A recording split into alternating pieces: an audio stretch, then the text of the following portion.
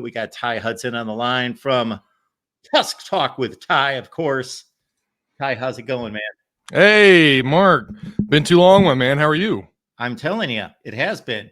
You've been spending all that time checking out the hogs in person. Yeah, up until this week, or well, they more or less closed it off to the media starting this week. So, yeah, but we got to see, gosh, how many practices? Maybe 14, maybe. I know I missed a day in there somewhere, but yeah, got to see them, got to watch them, got plenty of footage. I've actually been kind of going over some footage a little bit here and there, and yeah, I'm excited to finally see the rubber hit the road. Ready for Thursday night, a week from tonight. Did they shut you out of these scrimmages? Yeah, we did not get. They didn't let me in on either scrimmage. What do we know about these scrimmages? So the first scrimmage, the offense apparently looked great. Taylen Green sharp. Malachi projected backup looked good. KJ Jackson kind of looked, the typical moving along. We were hearing a lot of good things.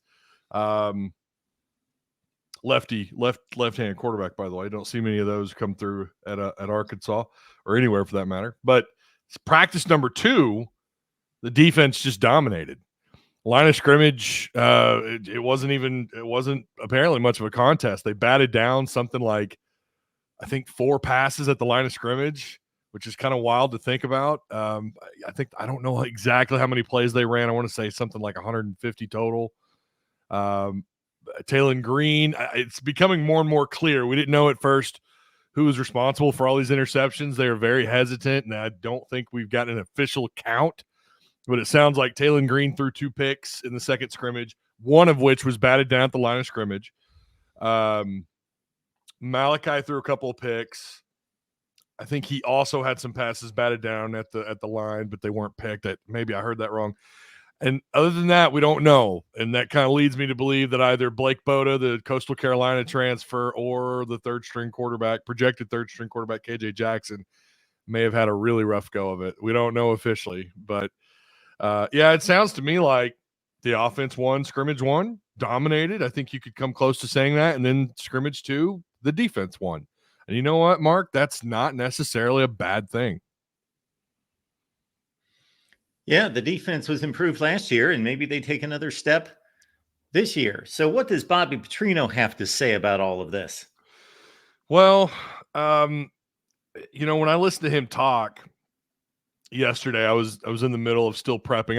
I did 3 interviews this week. I'm not like the Mark Rogers where I just host guests like every day and all these people, and you're so well organized. I am scatterbrained. I've got to write notes out for all these. I don't know about the organization part of it, but but I listened to him talk, and as I'm filling out my script for my next 2 guests that I had coming on, so what I got out of it, obviously wasn't too thrilled about it. I know that he had talked about with Taylen Green, he's a sidearm thrower. He throws from the side. His release is almost like shoulder level, like here, and Bobby's mentioned before about being an over-the-top thrower because he's so tall. He's 6'6", maybe inching towards 6'7". Long arms. Ryan Mallett, who was 6'6", 6'7", also when he was here, definitely not as mobile as Green. His release was up top. I can remember Sports Science doing a whole thing about Ryan Mallett's release because he's so long and his release being so far up here. That's what he wants Taylen Green to do. And I kind of wonder if that was sort of what Bobby was seeing, was that maybe Taylen Green in that second scrimmage was sidearm throwing.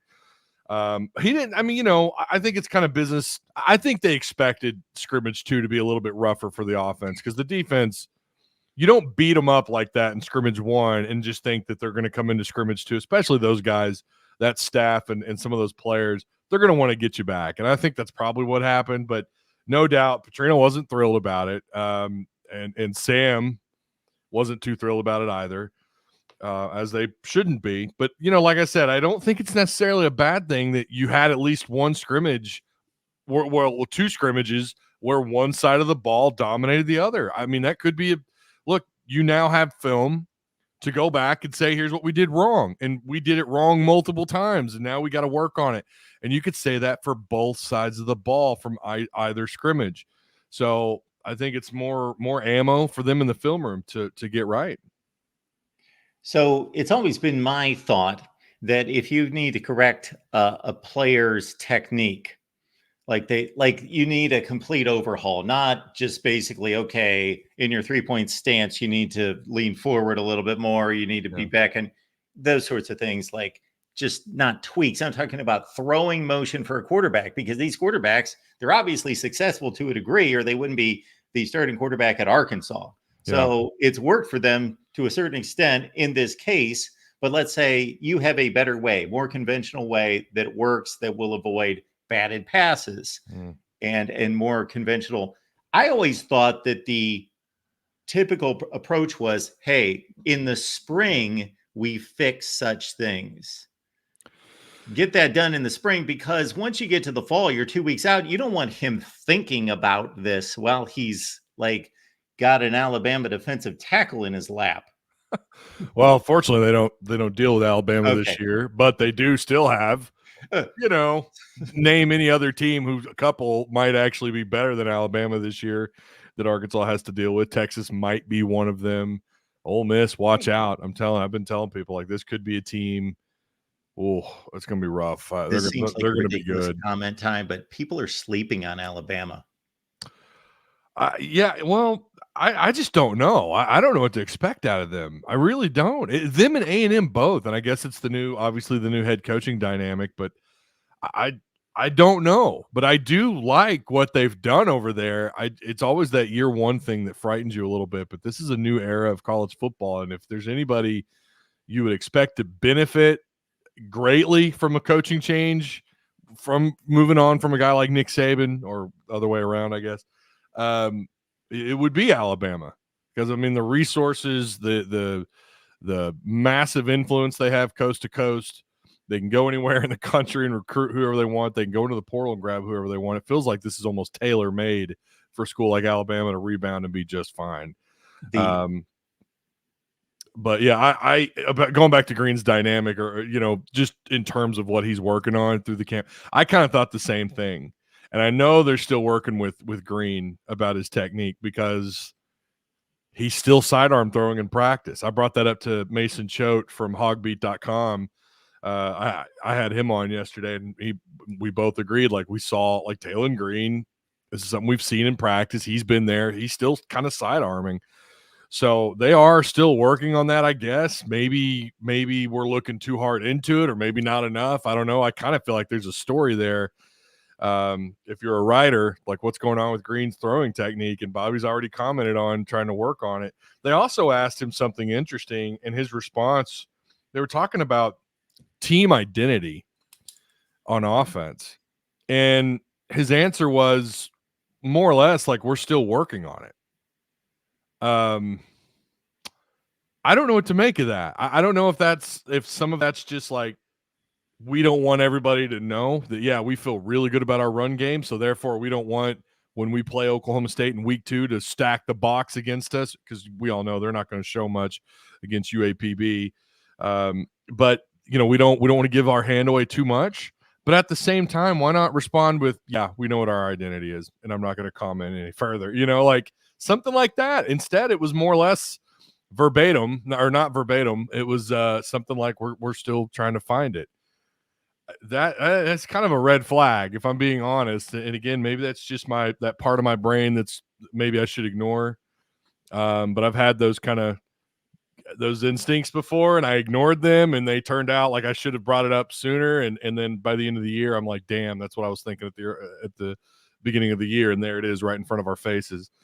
But yeah, there's still, I guess they're still trying to figure out what they're good at, unless again they're just throwing up smoke, which could be the case. And it sounds like too they're also still trying to figure out Green's throwing mechanic a little bit. Am I the only one outside the state of Arkansas that is contemplating an Arkansas win in this game against Oklahoma State? I know that they've got to play the first week against Arkansas Pine Bluff on a Thursday. I forgot it was a Thursday. So a Thursday game that I'm sure College Football Nation is just stoked to watch. Who's broadcasting that one? Is that like an ESPN? Well, it's got to be an SEC network game, I would think. Which one? Oklahoma State? The Pine Bluff game. Oh, I don't know. Oh, it's hold on, I do know. It's ESPNU. Okay. Yeah. So on Thursday night, there's going to be throngs of people watch that. So anyway, people are going to get a look at Arkansas against Oklahoma State. Yeah, I know that they're on different tiers within their own respective conferences, but man, I think Arkansas. I'm going to think long and hard about that one. Do you have any idea what the point spread is on that game right now? I don't. If I had to guess, it would probably be in Oklahoma State's favor, double digits, probably 13, 10, 13, something like that. Maybe worse, because we do know they have arguably one of the best running backs in the country in Ollie Gordon. If that point spread is 13 or more, I'm saying right now, give me points. Give me Arkansas. Well, I'm not a gambler, and we're having our own bit of drama actually in the state about this, about Bet Saracen and all this stuff with the NIL. But I'm not a big gambler. I was telling, who was that? No, Courtney Mims from Pictorial Nation. I had her on yesterday, day before yesterday. And I said, I was raised Baptist, and gambling is a huge, at least around here, up here in Northwest Arkansas, it was like a big no-no, along with swearing and drinking alcohol. You can't do those things. Or they were frowned upon heavily. So I've never been a huge gambler. It doesn't mean I haven't walked into a couple of casinos in my day and my time and maybe bet a little bit on red, but I don't know what that spread would look like. I'm guessing low double digits, but I don't want to give away too much because I'm kind of planning on doing this next week. Sure. But I will say I agree with you about Oklahoma State that this might not be on. I know at first glance, anybody who's an outsider, who doesn't really pay attention to Arkansas or Oklahoma State, or maybe they just think, because Oklahoma State's had so much success under Gundy lately. For a while actually, but I know at first glance, it's like, oh yeah, Oklahoma State. I don't know if it's that simple. I'm with you on that. And I'm kind of saving a little bit of the ammunition I have on that game for next week, but I'm with you. I'll just say that, that could be a very interesting matchup. I say next week, I'm going to wait until the week of, I should say, when they play, and I might tip my hand a little bit more next week. I'm not finding a point spread. I looked at a few different sites. Yeah, there's not an official one. The UAPB one, if you're looking at it, is insane. Let me guess. 34. Last I heard, it's more. Okay. It's like 50 points. Yeah, if you're looking at it, you could pull it up. I don't even know where to look, to be honest with you. Here's my longstanding theory on those kind of games. Once you get past 3 touchdowns, that just stay away from those games. Just don't. We have all sorts of games in the first couple of weeks that are going to be 50-point spreads. Alabama, Ohio State playing whomever and being 50-point favorites. The issue is once you get to the fourth quarter in these games, you don't know who's going to be on the field. The starters aren't going to be on the field. Yeah. You don't know what the motivations are. Some coaches like to just keep going. Other coaches, no, we'll back off and win by 22. We don't care. You just don't know the motivations. You don't know how the game is going to be called. Oh, we need to work on our passing game. Yeah. We don't care if we humiliate them. We're going to keep going. Boom. We'll beat them 72-0. Or no, we're running out the clock. Let's not get anybody hurt. Let's hit the bus as soon as possible, and we'll go home with our 28-point win. You don't know the strategies in the fourth quarter. You don't know the motivations. You don't know who's going to be on the field. You just can't predict any of that in that kind of a lopsided affair. Plus, at places like I just mentioned, the third string guys are still way better than the other team, and they get their chance to play. So they may destroy them in the fourth quarter. Yeah. Which, we've seen plenty of times, wow, look at this backup. This guy's 7 for 9 and 150 yards off just 7 completions. in the fourth quarter in a mop up duty situation. I mean, yeah, I again, I'm not a huge gambler. That's a good thing, I'm by the way. I'm not gonna lie to you, I'm interested in it, with because we have the Oh, app, the Bet Saracen app. I want to I'd like to dive into it because it probably would be good to know and understand it better, doing what I do. But I don't ever get asked gambling, probably because people know I'm just not a big gambler and they don't bother to ask. But it rarely comes up. But it is something I need to familiarize myself with. But yeah, I 50 Mike, shout out to my administrator who's actually in chat. Lasazo Eagle says 52.5 points. Yeah, I guess I probably would stay away from that, right? So that's crazy. 52.5 points is the spread. So you go from that and then you walk right into the Oklahoma State game where it's like, now you're probably going to be favored to lose this game. Even if that game were at home, you'd probably be favored to lose. But it's going to be a wild year, Mark. I'll just say that. One way or another, there's going to be, I don't want to say entertainment, but there's certainly I'm going to be a busy guy if things go south. Just like we were with basketball when Muss left, and now we've got Coach Cal. I don't know if it'll be quite that magnitude, but anytime you got a coaching change, and like I said yesterday, it's good for what I do. It's good for our business when we have coaching changes, but it's not necessarily the thing that I always want, right? Or that the fans want. But so I'm not necessarily rooting for Arkansas, but I'm rooting for you and I'm rooting for your channel. So I guess I root for a big breakout year. They go 8-4, 9-3, then Arkansas fans are going to be happy and Sam's a hero again and all that. Or disaster, coaching change. And then you want the coaching change. You want that to last a few weeks at least. There to be a big coaching search because that produces a ton of content. Oh my gosh. You don't want the coach to be hired immediately. No, you want a big coaching search for you a long want time. you want to draw out a little bit. Well, the Muss situation did that because it was speculated so early on, and he's rumored to Louisville, which I never bought. I never thought he would leave Arkansas to go to Louisville. 10 years ago, yeah, I could see that, but not lately. Then SMU, and then all these jobs kept kind of opening up, and then the USC job opened, and that's when I was like, uh-oh. And of course, it finally happened. He goes to USC, and then the rumor starts spiraling that it's going to be Coach Cal from Kentucky, and that was incredible. I mean, I realize this is a football channel, but just in relation to what we're talking about with football, I mean, yeah, you're not wrong. It's you want it drawn out if you do what I do, but for the sake of Arkansas fans, I think they would want it done quick, right, for the program and find your guy like that and everything be a smooth process. But let's, I keep getting ahead of myself. Let's just see what Sam does. I did change my pick.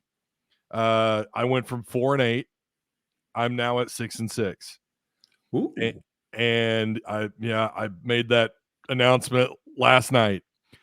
Handed out plenty of XP in our Discord over it.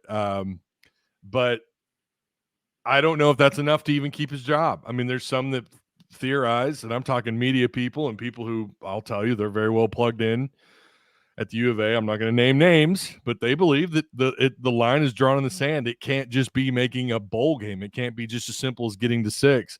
It could be we need you to get to 7 or 8. We need something dug in for the future. We don't just need to be, thank God, like, we did a couple years ago. At least we're bowl eligible. The standards should be at least a little bit higher than that, all things considered. So I don't know what to believe. I have no idea if 6 wins is going to be enough for him to keep his job. A part of me wants it to be because I don't know that another coaching change or another coaching search. I don't know that you want this revolving door, and that's kind of why you're in the situation that you're in when they walked away from Brett Bielema, and that led you to Chad Morris, and eventually we do get to Sam Pittman, who has had some good too. I mean, it's not like it's all been bad. All right, Ty, I'm going to put you on the spot for 6 wins here. Oh boy, 6 wins. Where are these 6 wins coming from? Yeah, again, this was something I was going to wait to talk about till next week, but give us a little flavor. I'll give you a flavor. We will do our best to direct everyone to your channel.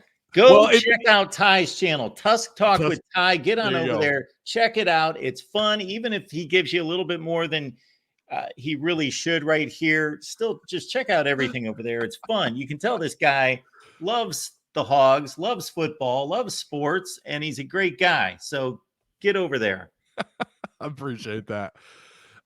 There's yeah, I can give you like a brief kind of like where I'm at with it. Looking at that, actually I have my schedule in front of me. Obviously, I think UAPB. I'll just say for now, I can't give you where I'm at with some of these. I just can't because it's kind of like I've kind of been waiting to to announce some of the stuff next week. Okay. I will say Oklahoma State is interesting. I'll go back to what I said earlier. It's interesting. I'll just say it's interesting. Okay, so UAB, I'm not sold. I know Hugh Freeze, like there's a belief that he might actually be his seat might warm up after this year if they can't get things. That's gonna be in Auburn. It's a flex game, so it could be a late night game, a 7 p.m. kickoff, which is not good for Arkansas. You want that thing to be mid afternoon if you can help it. A&M is interesting. I like Elko. I like him a lot. And I really think that could actually be a great fit at Texas A&M. May not be. It might be either Chad Morris, Mark. We don't know. But I think it's interesting. Well, I don't want to force you to give too much away. Do you want me to get you to 6? You could do it. Yeah. I get you to 6. Sure. And keep in mind, I'm saying interesting, and you can interpret that however, okay? So with a lot of teams across the country, like I throw out the very bottom and I throw out the very elite because the elite can beat anyone and they're pretty much expected to go 11-1. Yeah. But everybody in the middle, I do a lot of groupings of games. Like I look at a group and say, out of those 5, they should win 3. I do a lot of that business. So of course they get a win in week 1. All right, for them to get to 6, we'll find out as we go through this schedule, but I think they almost have to win at Oklahoma State. And I actually don't know if they're going to be quite the dog that you think they're going to be. I think they're going to be more of an 8 to 10 point dog in that game. In which game? In the Oklahoma State game. Okay. All right. So they're going to beat UAB, of course. They have to win that game. So 2-1 or 3-0 right there. Let's go the 3-0 route. They pull off the upset, the mild upset at Oklahoma State. I don't see them winning at Auburn. It wouldn't be a miracle. Auburn is not some great football team. They're coming off a 6-7 season. Their passing game is atrocious. It needs to improve. Yeah, incredibly. But and speaking of which, we're going to get to one more point on Taylen Green. Texas A&M, boy, I just think that's going to be difficult. Okay. I think Mike Elko, I wouldn't compare him to Chad Morris because he won at Duke. Fair. I just think Mike Elko's an exceptional coach. I think I rated him as the best hire this offseason. Yeah. But of course, it's going to take him some time to make them anything close to a juggernaut. So I'm going 3-2 at this point. So maybe they lose at Oklahoma State, but they pull off a win at Auburn, or they're able to take on Texas A&M. And we all know from watching that series through the years, played on a neutral site, that many of the games that were not supposed to be close turned out to be barn burners. So we'll go 3-2 at that point. Tennessee, LSU, Mississippi State, Ole Miss. Okay. Out of those 4, they have to go to Starkville and win. Mm-hmm. So they're 3-2 before this stretch. Let's say they go to Starkville and win 4-2. They lose the other 3. They're 4-5. And they finish with those 3.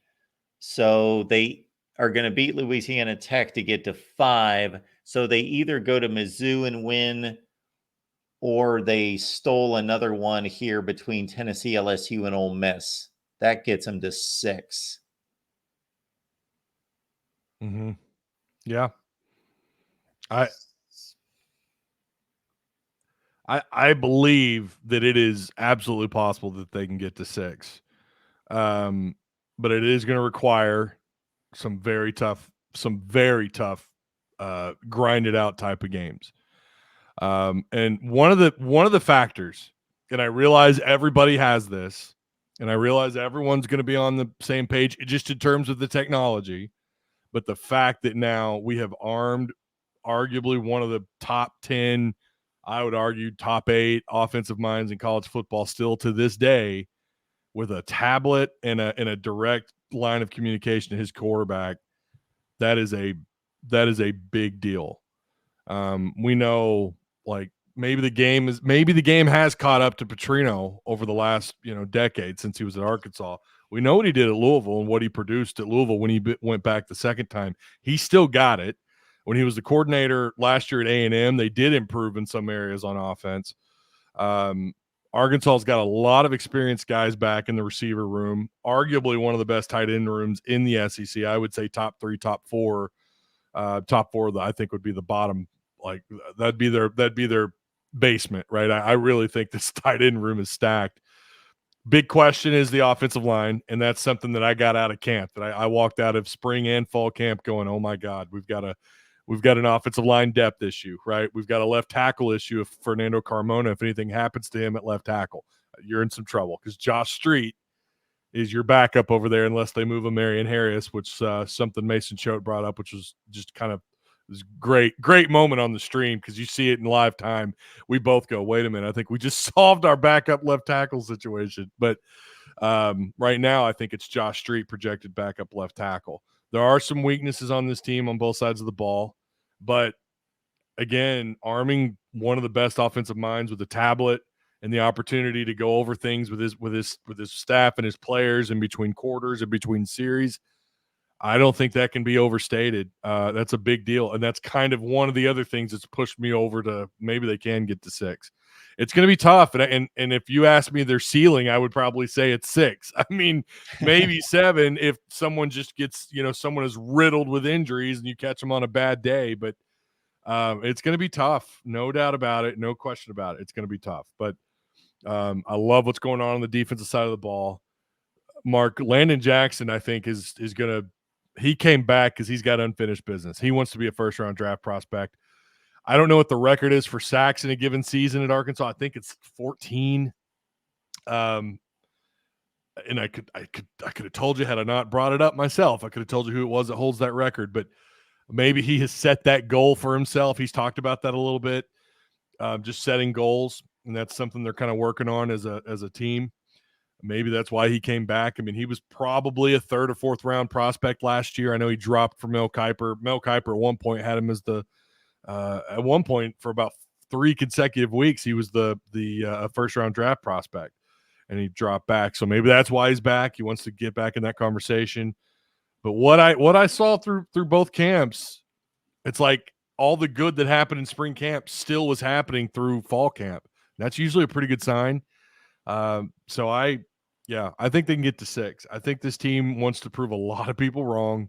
I think they've got, the Arkansas's at their best as a program when their backs are against the wall. They always have been. I shouldn't say always, but they like to be doubted. That it's just in our DNA. Back when we were in the Southwest Conference and we were the only non-Texas school, and we had to deal with all the trash talk from those Texas schools, and we had a chip on our shoulder. It's just in this school's DNA, and I think something's going to come out of that, and something good's going to come out of it. And I think getting bowl eligible will be what they do get out of it. But it's going to be tough for sure. What you can't do to me, Ty, is you can't bring up some kind of record or statistic from the past, because then it's going to. Oh, I hear you. No. Because that's how my mind works. I'm the same way. I'm analytical too. I get that. I'm all into the numbers and stats. It's what have you done for me lately? So when you brought up the sacks record at Arkansas, I thought of Jamal Anderson. Yeah, it's not Jamal. That came to mind. And I just looked it up. So here we go. Jamal Anderson had 13 and a half. Yeah. That is 1 half sack off the pace of the 14 that you mentioned. Tied for the record, Stephen Conley and Henry Ford. Yeah, Stephen Conley. Yeah, okay. And Conley was the last to do it, right? Yes. 80. I didn't have a year there. I think it was some. Yeah, but I remember because I had his card around here somewhere. I had his little Arkansas card. And I remember seeing that, like, I knew he was good. I didn't know he was that good. But yeah, so I think they're on a mission, and I think they want to prove some people wrong. Now, whether or not they get there, it's going to be tough. This is you don't have Alabama, you don't have Georgia on your schedule this year. You don't have Oklahoma, who I think a lot of SEC fans are like, oh, Texas and Oklahoma, they're going to get a taste of the SEC.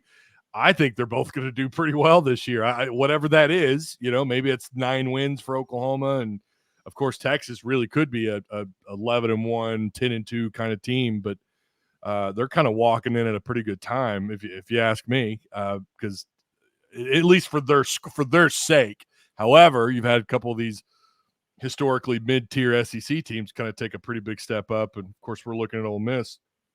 I think LSU is going to be solid, but yeah, I don't think it's going to be near the they're going to be lucky to go. I saw someone on Twitter a while back say they're not going to make a bowl game with this SEC schedule, and I'm just like, what? Like, no, they're going to be okay. Yeah. But yeah, I'm with you. Like, I am an analytical guy. I am a what have you done for me lately? I am. But Sam does kind of embrace the history of Arkansas football, and I think he tries to instill that into his team. And he's talked a little bit about that before in the past. And I hope it's enough to energize this team and, get them ready for a very daunting schedule. Because like I said, no Texas or no Alabama, no Georgia. But then you look, I mean, there are legitimately, and I know you have that schedule up somewhere, you're looking at a possibility of how many playoff contenders. Oklahoma State, probably a playoff contender, right? A&M, the jury's out on. I wouldn't say playoff contender, but you never know. Tennessee, I don't know yet. LSU, maybe. But then you got Ole Miss, Texas, Missouri. Those are all playoff contenders. And at least that's the optics right now. And of course, we'll have to wait and see how it all plays out. But it's a tough schedule. 6 is going to be a challenge. Ty, I don't know if you saw this, but Pro Football Focus came out with its quarterback rankings. And so these are strictly power conference quarterbacks. And so that's 70 quarterbacks at 70 teams. Not that there aren't group of 5 quarterbacks that are better than power 5 quarterbacks, because that's just the way it is. There have been, but they just decided to give us a list of the 70 in the power conferences. They have Taylen Green at 49. So that's where he stands. 49 out of 70, according to Pro Football Focus. That doesn't mean that they know what they're talking about, but that's their take on Taylen Green. Yeah, I hadn't seen that. He has multiple 70+ yard runs in his career. If he can improve in obvious passing situations, Razorbacks could have something to work with. Yeah, and one of the things that stood out to me in spring camp was his ball placement is when his timing is down, his ball placement's pretty nice. I mean, it's up and almost to the face mask of the quarterback, and I know that's something Bobby's worked on with him. But then he still had, through spring camp, I think one of the topics was his completion percentages were not great. No, I think through fastball and fall camp, he did pretty well. I know this last fastball we got to watch, he did really well. Looked very poised, looked very sharp, but that's a microcosm. That's just, that's fastball. They get like 4 plays and that's it. So yeah, they could, I mean, the only comparison I could make to him for Razorbacks, or for Razorback fans who are kind of curious, and I don't say this with, like, how do I want to put this? I'm not saying he's as good as this guy, but the only comparison in terms of size and his attributes is Matt Jones, who is one of my all-time favorite Razorbacks. That guy, what he did here was incredible. I mean, he put the team on his shoulders, and he did so much more with less around him. It's not like he was stuck to the brim in NFL talent at wideout and tight end, and had some good offensive linemen in front of him. But the dude could tuck the ball and run, and it didn't look like he was moving very quick until you saw it in person. Then it was like, is this dude from Mars? And of course we know he goes to the NFL Combine and he drops a 4.37 40. But at 6'6", 242 pounds, if I remember correctly. But I'm not saying Taylen Green's that fast, but he could tuck the ball and just move. And I think his passing, I don't know if it's going to be as good or better than Matt's. Matt was not known for being a great passer here. I hope it's better than Matt's, because then now you're talking about having possibly the complete package in a Bobby Petrino offense. I mean, that's something to consider. College football is even more exciting with some action on the line. And the games are even better when you're cashing in. And the Voice of College Football is the place to be to get the greatest value. Let's start with my picks. 75% against the money line, 58% against the spread. I've got a 40-year track record. In fact, in 2023, at $100 played per game, you would have netted over $9,300. And guess what? I'm just the warm-up act. Steve Merrill, our ace in the hole, show stopper from Wager Talk. 6 years with the Voice of College Football, over 30 years in the industry. Steve gives us analysis on all the big games, but you can't miss Steve's weekly under-the-radar pick, which went 21-5 against the spread the last 2 seasons. I repeat, 21-5 against the spread. You also get picks from some of our top analysts here at the Voice of College Football, including Steve Dace and Matt Zemek. Become a YouTube channel member or Patreon member for just $99 per month. Go to the main channel on YouTube, click join, and select the betting tier. Do the same thing on Patreon. Make 2024 a winner now.